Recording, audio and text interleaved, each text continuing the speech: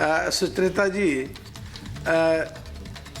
एक ही पैमाने से देखना पड़ेगा। अगर बीजेपी के किसी सांसद के और बीजेपी के किसी नेता के पास धन निकले तो भी एक ही जैसा व्यवहार होना चाहिए, और कांग्रेस के निकला है तो भी यही एक जैसा व्यवहार होना चाहिए।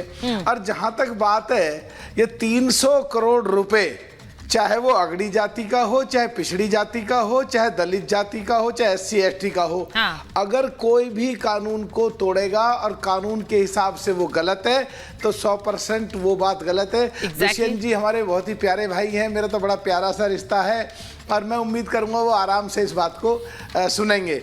जहां तक बात है केस की और हमारे देश के कानून की, पहले 20,000 रुपए थी लिमिट और अभी 10,000 रुपए लिमिट है।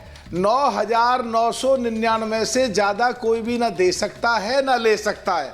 और जहां तक बात है कि उनका जो पूरा नंबर 1 में है तो 10,000 रुपए से ज्यादा एक से नहीं आ सकते, उनको लिस्ट देनी चाहिए, उनको कागजात देने चाहिए और कानूनी व्यवस्था के दायरे में रह करके जो देश का कानून है उसका कंप्लायंस करके वो सिद्ध करना चाहिए कि उनका पैसा ये पूरा नंबर 1 का है।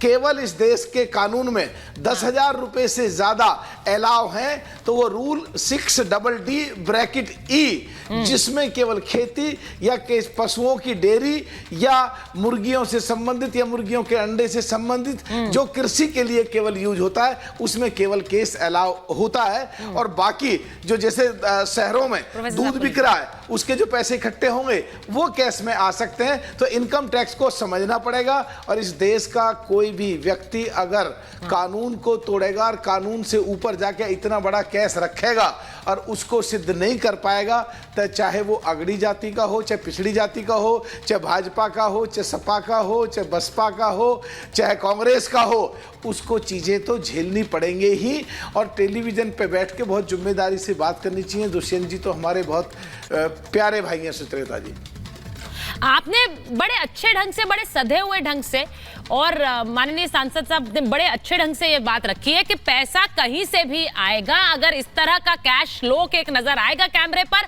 हर कोई पूछ रहा है, मलूक जी जो इस तस्वीर को देख रहा है, विशाल जी, हर कोई बोल रहा है कि भाई थोड़ा पैसा हमारे पास आ जाता है इसमें से तो हमारी जिंदगी संवर जाती। मैं मतलब बहुत एक और लाइटर नोट कह रही हूं क्योंकि लोगों के लिए सोचिए जरा ये पैसा कितनी अहमियत रखता है। और यहाँ पर ये स्टैक करके करोड़ों भरे हुए हैं और अभी तो कह रहे हैं न जाने कितनी अलमारियां, कितने कमरे और खुलने हैं। आप जरा सोचिए अलमारियां कितनी खुलेंगी, मशीनें खराब हो गई, इतना पैसा एक व्यक्ति रखकर क्या कर रहा था? पहला सवाल तो ये है। और दूसरी बात, ये अभी काउंटिंग जारी, एक बार जरा मैं ग्राउंड पे चली जाऊं, मेरे सहयोगी अनूप है वहां पर जहां पर ये काउंटिंग जारी है। जरा अनूप के पास जा रही हूं। अनूप जरा बताएंगे, अभी कहा जा रहा है कई और कमरे खुलने, अभी पता नहीं कितने करोड़ और निकलेंगे।